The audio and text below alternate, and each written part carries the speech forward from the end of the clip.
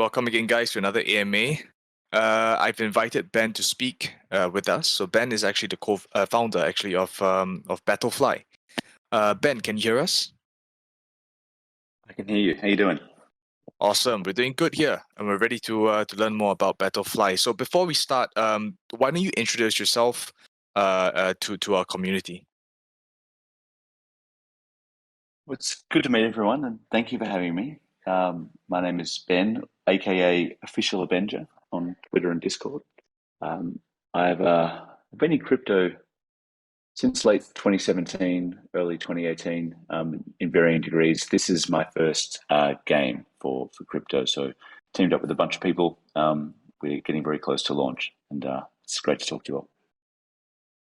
Awesome. Thank you for introducing yourself. So, yeah, let's go right into it. Just talk about BATTLEFLY. Can you speak a little bit about what the game is like? What kind of genre is actually before that? What chain are we building on?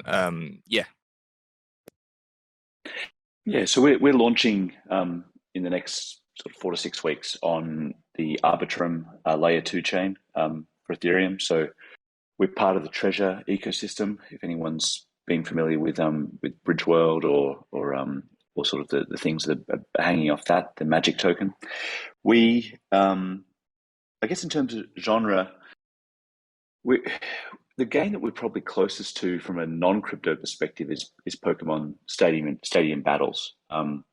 That sort of classic strategy battling game from I think it was the late 90s, early 2000s. There's a similar idea there in that you build your battlefly to be as strong as possible and you go into battle. But instead of battling, I guess the machine, you're battling other players. And so Battlefly is a PvP, so player versus player, play to earn game, where most of the rewards that players will earn will come from successfully defeating other players.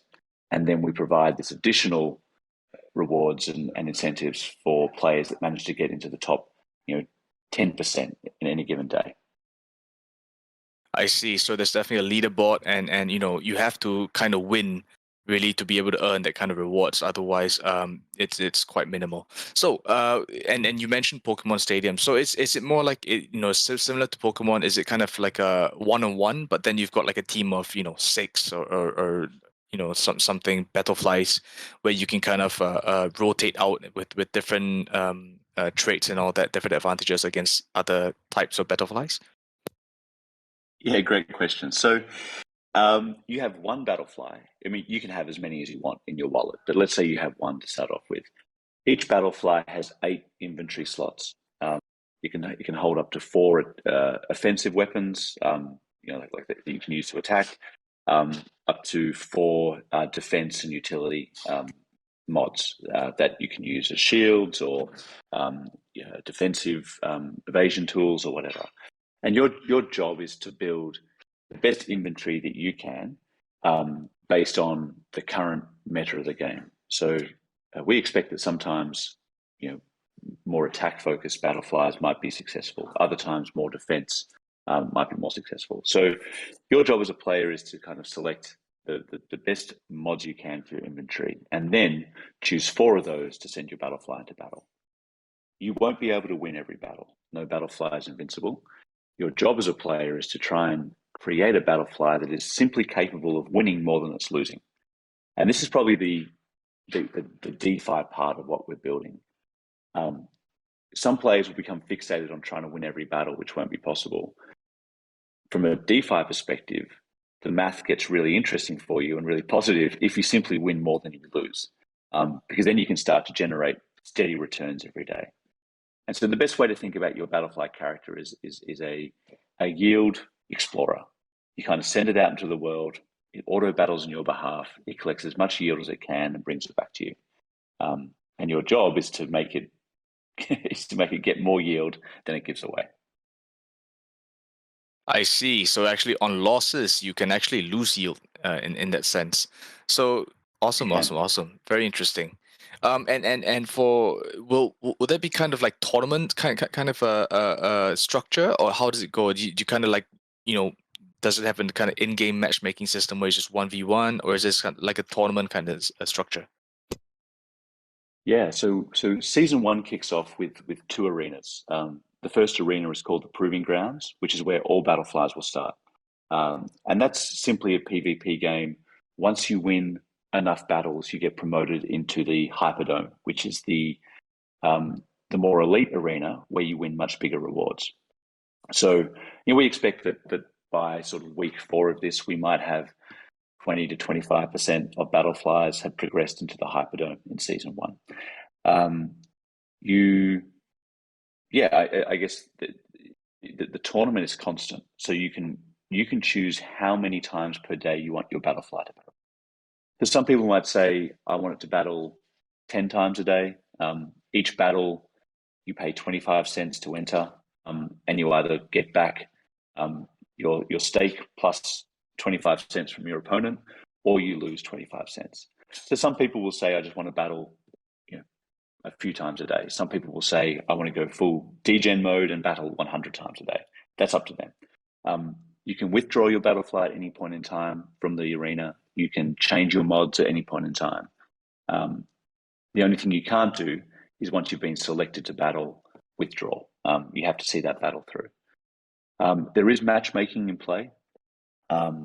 It's a light influence on the game, and how tournaments are built out. So if you're in the Hyperdome, you'll be accruing XP.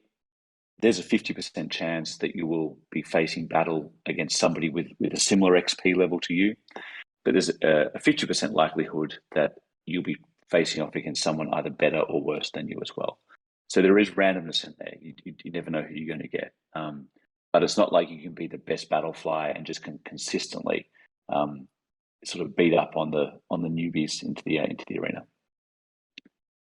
I see. That's really cool. Yeah, I think that balance is really important, right? Because sometimes with especially in the space, there can be a bit of a pay to win kind of situation, and to that end, actually, to that actually, can you speak a bit about how that's going to look like if there's any sort of pay to win kind of elements in there? Can I influence my win rate by buying off the secondary market kind of stronger equipment, for example? So you can buy mod packs as a player, and there will be probably a very small percentage of players who decide to buy lots of mod packs and essentially build out the best Battlefly that's imaginable. What will happen to them is that they will have spent a lot of money, and they will need to win a lot in order to recoup that. So it's not a great strategy. The way we built and priced and balanced everything is that pay to win. It's more for players that simply can't bear to lose, rather than players that want to make positive ROI, if that makes sense. Some players we think will want to pay a lot just to have the best, even though it doesn't necessarily translate into significantly better outcomes for them.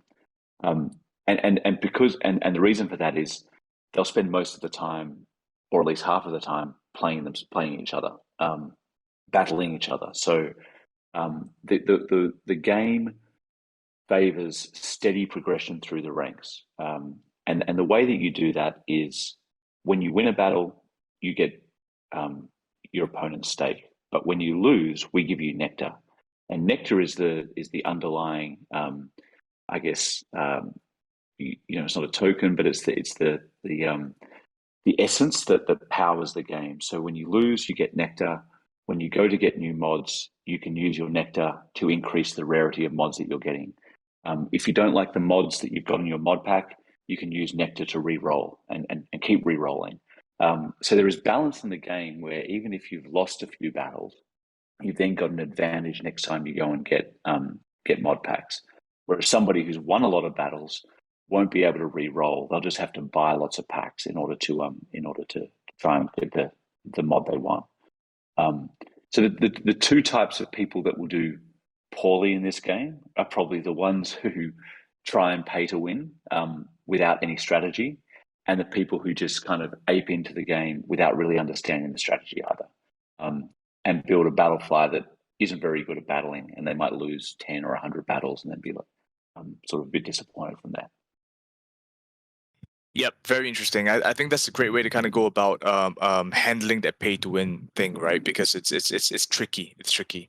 So this Yeah. way, actually, the losers will have still a path to progressing, and the winners don't necessarily just kind of win everything, because there is that, like you said, that light matchmaking situation where you kind of still are going to be placed, matched up against someone who is of equal kind of power, the battlefly strength, right? So there's still going to be a bit of a challenge for them, even though they've got really kind of like best in slot items or whatever.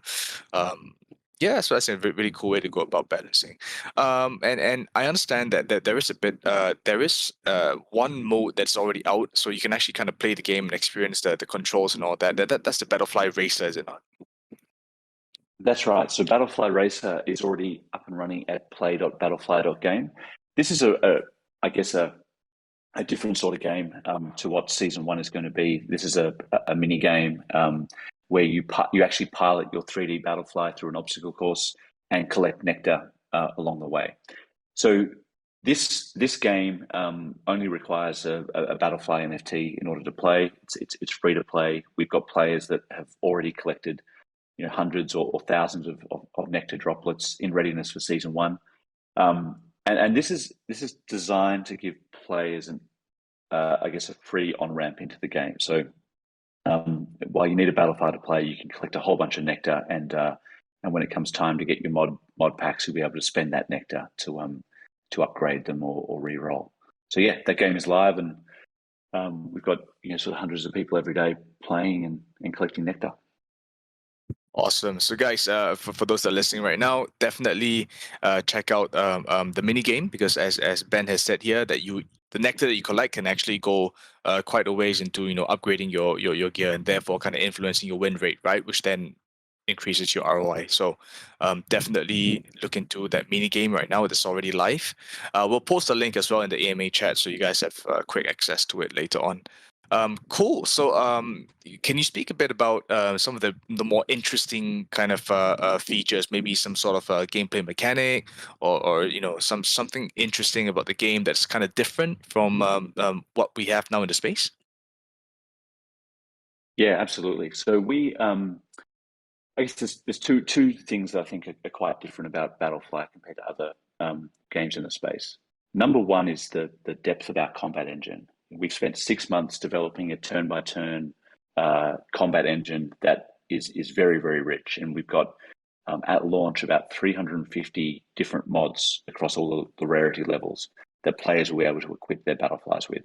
So that's kind of cool, because it means that you're unlikely to ever come up against an opponent that is the same as you. Most Battleflies will be unique in terms of their build, which makes for a lot of interesting outcomes. And you get to see those battles in 3D as they happen. So it kind of looks cool. The second part that I think is different is a lot of players will say, well, what makes this sustainable, and how do we know that this is still going to be a game that I can earn rewards in 6 months from now, and it won't suffer the fate of some other sort of later earn V1 games. And that is where the treasury ecosystem really comes in. We've got a treasury of about it's worth about $4 million US that's generating yield every day. So we're generating lots and lots of magic tokens from our treasury, and we use those tokens to reward players. So as players come into the game, they stake their magic against the Battlefly to play. We increase our yield. We transfer that yield to players. So the great thing about Battlefly is that we think that we can scale to hundreds of thousands or even millions of users if we're lucky, without it sort of collapsing our tokenomics. We don't rely on, I guess, an inflationary token in order to, or our own inflationary token in order to generate yield. So I'm optimistic that players who join the game will be able to play for a long time, and those who are successful will be able to make sort of good yield for a long time to come. Awesome, awesome. And I think a lot of it has to do also, as well with the fact that it's kind of built on the magic token, right? Which already has like a stable kind of tokenomics going on. So you know, without having to deal with the balancing kind of two different tokens at the same time, and instead adopting in a way, choosing to build on the magic token itself. This is a really good way to go about it. So I think in terms of sustainability and kind of reducing the amount of headache, especially at the start of the game. Because guys, don't forget, you know, when the game starts off, it has a lot of things that needs to achieve. It needs to achieve that player base, and then you've got to balance the tokenomics with all the inflation as well. It's not easy. It's not easy at all. So I think this is one step in the right direction. I think for Battlefly in that sense, we're starting off on the right foot, being a bit more sustainable. Awesome. Cool. So now we've learned a lot about Battlefly. We could go ahead and open the floor to the community for questions. But before that, did I miss out anything at all, Ben, that you wanted to mention about Battlefly? We're going to be launching the game, as I said, in the next sort of 4 to 6 weeks. And one of the things we're launching with is a battle pass, which will give you, for a few dollars, it'll give you a Battlefly for season 1. You won't be able to sell it or transfer it, but it's yours to keep for season 1. You'll get your first 10 battles included as part of that battle pass, as well as your first mod pack as well, so that you don't start with the rookie mods. So we are really trying to make it possible to onboard lots of players into the game who want to test it out and give us some feedback, and hopefully that makes it easy as we can. And I guess the only other thing I would say about the game is, we're just getting started with season 1. We've got lots of ambitions to build a game where there's lots of different ways to play and lots of different ways to battle.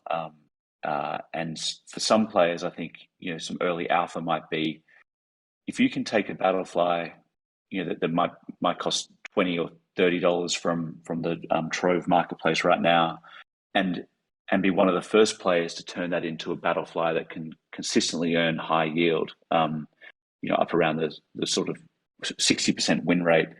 We expect, without being able to guarantee, that the value of those Battleflies will increase by a lot, because their earning potential will be significant, in the tens to hundreds of dollars of magic every day. So that's maybe something for your players to look at. There's a couple of ways in: via the battle pass, or also buying a Battlefly NFT before the game starts, and using that, trying to turn that into a mega battler, so that they can then on sell it and use the proceeds to do the same again. Awesome. Thanks for sharing the alpha with the community. So guys, we'll definitely have some links in the AMA chat after this, where you guys can find out where to buy all these things and to play the game, right? The mini game that's already out to collect nectar. Cool. At this point, we'll go ahead and open the floor to the community for questions. So I see some hands raised. We've got two of us so far. Let me invite these guys up to or ladies to speak and ask their questions.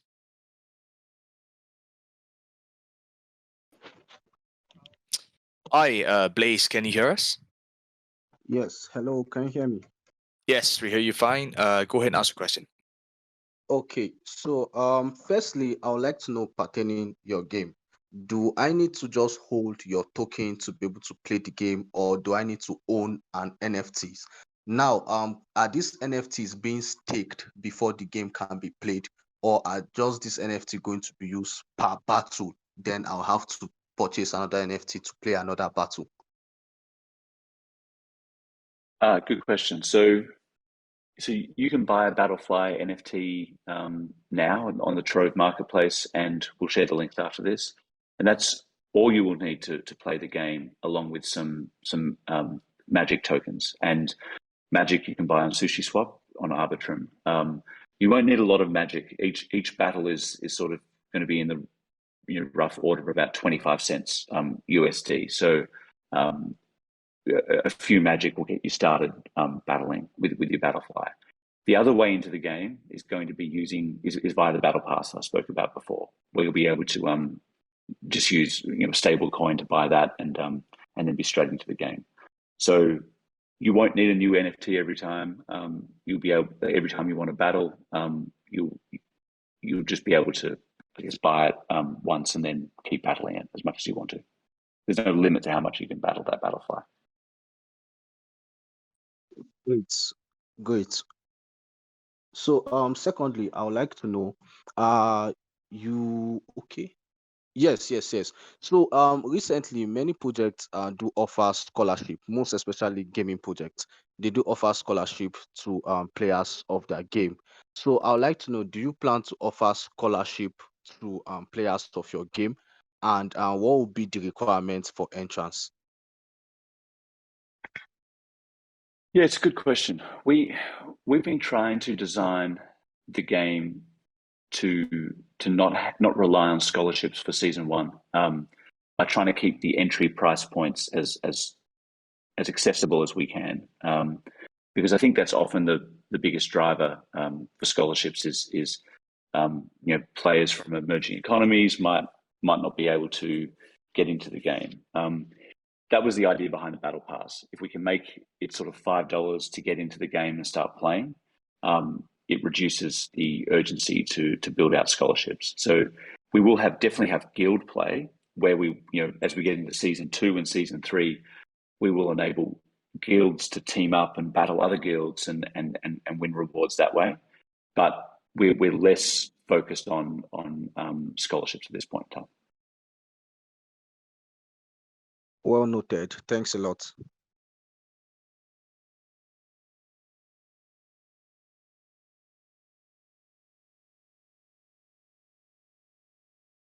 Cool.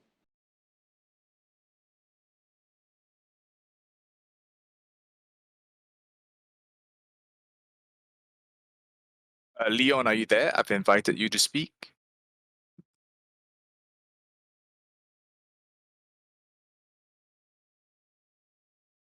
Okay, if you'll pass on that one, I'll invite the next person up. We've got Kinging. Oh, okay, I think Leon's up here. Hi, Leon, can you hear us?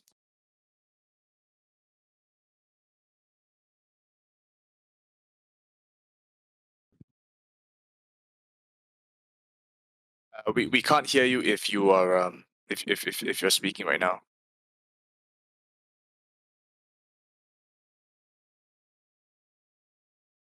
Okay, I'm going to go ahead and invite the next person on while Leon kind of fixes his mic. So King.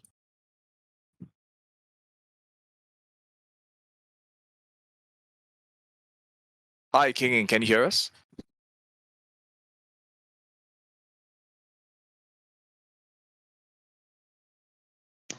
Hello. Hi. Please ask your question. Can I earn for testing your game? Can you help test? Yeah, we've got testing opening in the next couple of weeks to holders of Battlefly NFTs. We're not. It's not going to be a big group. It's going to be sort of under 1,000 users at this stage. So, yeah, absolutely. If you join our Discord, stay tuned. We'll be putting the call out for testers. We'll share the link to our Discord after this.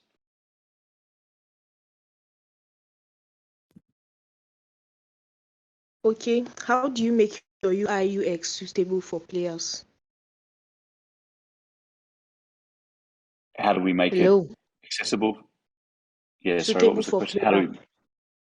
we? Yeah, so we've gone with a mobile first approach, built in React, which means you'll be able to access the game in the MetaMask browser, on your phone, or of course on your desktop. And we are, the way we expect people to play the game is every hour or so, they might duck in for a minute and just see how their Battlefly is going, because it's an auto battler. You basically want to build your Battlefly so that it's out battling and exploring as much as it can, and then you check in and see how it's going, and then maybe make some changes. So everything we've designed is designed to be something that you can be out and about on your phone and jump in and see how you're going. All right. Thank you. You're welcome. I can see another couple of questions in the AMA chat as well. Sure. If you see anything interesting, please go ahead and pick those questions instead. Are there ways to, so Leon said, are there ways to increase the value and power of NFTs in game? So yes, by getting mod packs and using Nectar to boost those mods, you are building a better Battlefly, which is then more powerful and will more likely win more battles. And Coolwin said, how big is the Battlefly gaming economy? So we're generating rewards at the moment in the vicinity of, so we are generating yield in the vicinity of sort of, $1 million US a year in terms of player rewards. That's our starting point. We expect that to ramp up significantly as we onboard hopefully tens of thousands and millions of players. So there'll definitely be some good rewards for players that win over and above the PvP games. Free play won't be available in season 1, other than in Racer. You'll be able to play in Racer, but the reason that in season 1 it's there is a per battle fee is we want to keep it kind of small, make sure we've got the game balanced and ready to scale, and then some free play options, where you'll be able to play once a day for free will come down the track.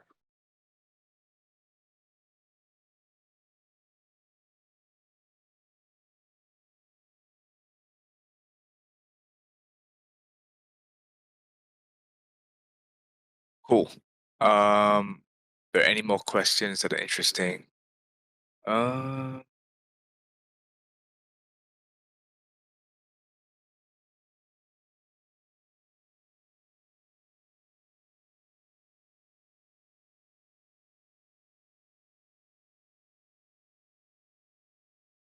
Yeah, so I think that kind of does it for questions. I don't see any more.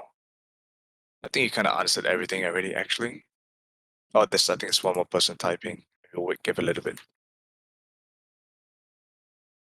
Guys, we'll take maybe 1 or 2 more questions, and then we'll wrap it up, okay? Sounds good. Someone says, can I upgrade my NFTs to earn more and have greater flyer in terms of strength, speed, and abilities? Yes, you can. And initially, you do that through mod packs, but there are rewards as well that you receive in game for certain outcomes, which I won't share too much about today. But there'll be lots of ways that you can boost your Battlefly, and that's I guess a key part of the game is you're not trying to build an invincible Battlefly. You're simply trying to build one that can win more than it loses. And so what I think will happen is players will get one Battlefly up and running and probably winning more than it's losing, and then they'll go, okay, my choice now is to try and turn this Battlefly into a super battler where I get a lot more rewards, or go and get another Battlefly and do the same, and slowly build an army that all of them are generating positive ROI. It'll be interesting to see. Quick question with regards to that. But even if I do own, more than one Battlefly, it can only be playing one at a time, correct? Or is there a way I can kind of have all of them actively generating yield? Yeah, that's the beauty of an auto battler, is that you can have, we've done the UI up to 100. You can have up to 100 Battleflies all out there battling, trying to earn yield. If you're a power player, because you don't have to be there for every battle. You can set and forget and come back at the end of the day. I see. Cool. Leon says, what other attempts have you made to make Battlefly known to people? So we've partnered with a growth agency that is, that works with Axie amongst a bunch of other clients. I think Disney and other mobile game studios are some of their clients, and they're just getting started with helping us, publicize the game and start to get it out there. So we'll do a soft launch in October. the goal of the soft launch will be to have a very small group of people testing, providing feedback, and making sure that the game works how we want it to, and then they'll be helping us take the game to the world and hopefully be able to scale it to hundreds of thousands of players and millions of players successfully.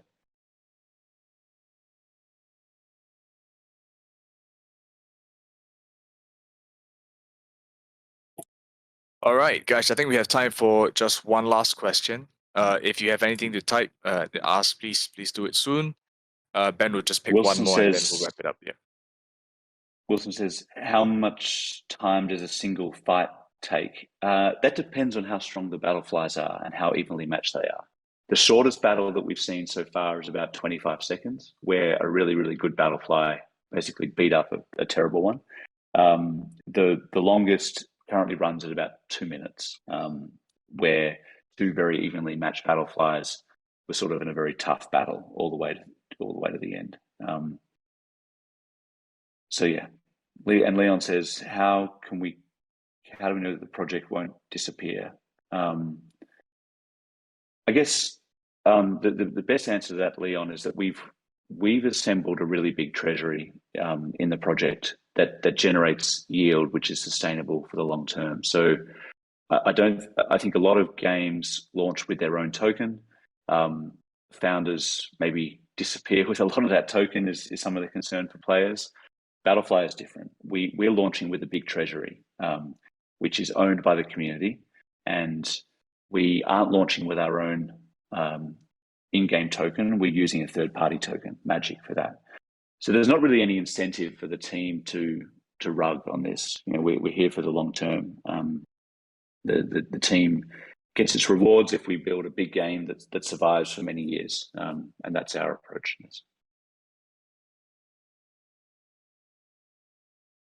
Awesome. Okay, I think that does it for questions. Let's go ahead. I'll go ahead and link all the important links here for you guys to check out. 1 second here. Thanks. Yep.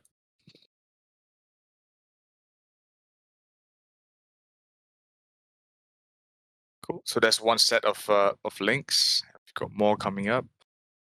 Definitely to check out the Discord as well, where you can engage with the Battlefly community and ask questions if you need to. That's that link. And also, yeah, I think that's kind of it for links. One more actually.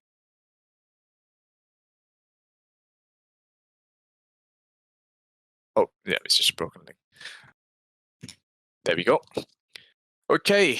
Yeah, I think that kind of wraps it up, guys, for this for tonight's AMA. Thank you for tuning in. Thank you for coming, Ben, and sharing the project with our community. At this point, before we end off, just want to check again if there's anything else you wanted to add that I might have missed out. No, we look forward to seeing everyone battling in the next few weeks. So please join our Discord, and we look forward to seeing you in there. Awesome, guys! Please follow the socials. Join the Discord so you can be up to date with updates. As Ben said, they're kind of launching in 4 to 6 weeks, and all that. So make sure to check out the socials. Okay, thank you guys for tuning in. Thank you, Ben, again for sharing your game. Anytime. Thanks, folks. Bye. See you.